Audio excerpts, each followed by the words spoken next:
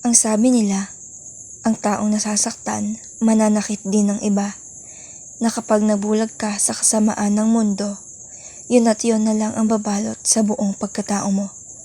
Matutubos ba ng pitaka ko ang buhay na nawala? Sapat ba ang asul na kayamanan upang mapatahan ka?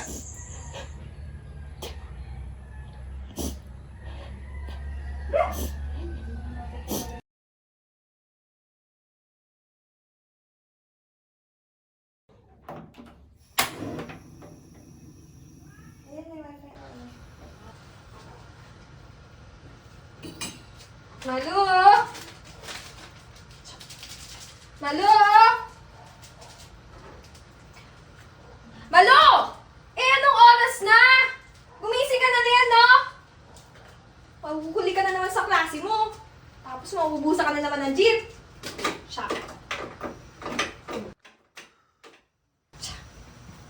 Malu! Malu! Lintik kang bata ka! Malilate ka na sa klase mo! Malu! Malu! Prinsesa! Prinsesa Malu, gising na! Ay, gising na! Malilate ka na sa klase! Oh. Ay, hindi na ako mag-aaral eh.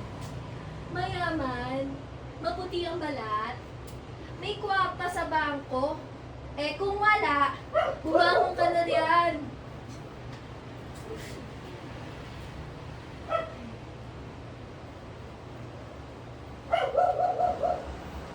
Sino mag-akala makapagtapos ako? Isipin mo yun, sabi ni nanay, maaga daw ako mabubuntes. Ikaw naman.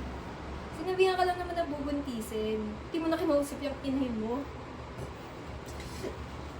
O siya, bumangon ka na dyan ha. Putang ina naman eh. Iyak nang iyak. Ano bang kailangan mo?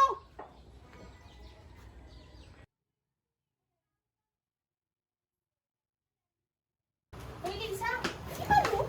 Ayan, dito sa loob.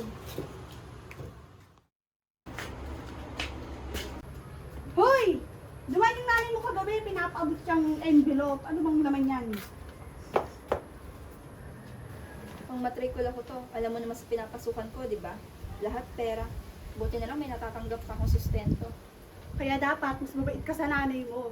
Isipin mo, hindi ka naman pinapabayaan. Nag-abroad ng 17 taon, tapos babalik para pagtawan ng sitwasyon ko.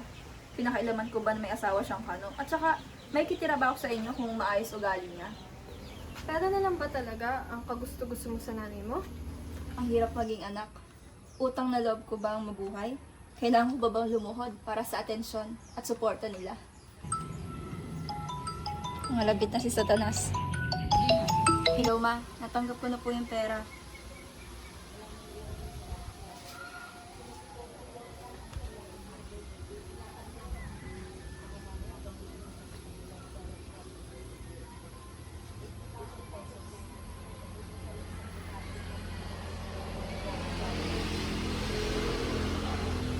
Opo, alam ko po yun. Salamat po.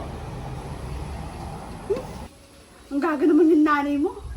Ang yabang na bunganga. Gusto mo sugurin natin? Ako, kahit gusto kong ipalaglag tong bata, hindi ko pa rin magawang pabayaan to. Huy, matakot ka nga sa Diyos. Yang bibig mo. Huwag mo naman ipaglantaran o ipagkalakasan na malanti ka. At sa edad ng 17, nabuntis ka na. At mapupunta ka na nga lang sa isang lalaki. Sa lalaki pang walang bayan. Ay, grabe ka naman. Hindi ko naman akalaing wala palang kwenta yung gago na yon. Kung alam ko lang, edi sana hindi na ako lumuhod. Tignan mo nga, magang-magana yung mukha mo. Bugbog sarado ka araw-araw. Hiwalay naman na kasi yan, mapapatay ka pa nun eh.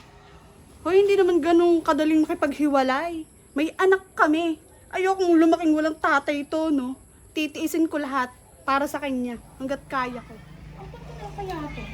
Uy, ayun sa'yo si mga desisyon sa buhay. Ang gusto kaya ng batang ko mo.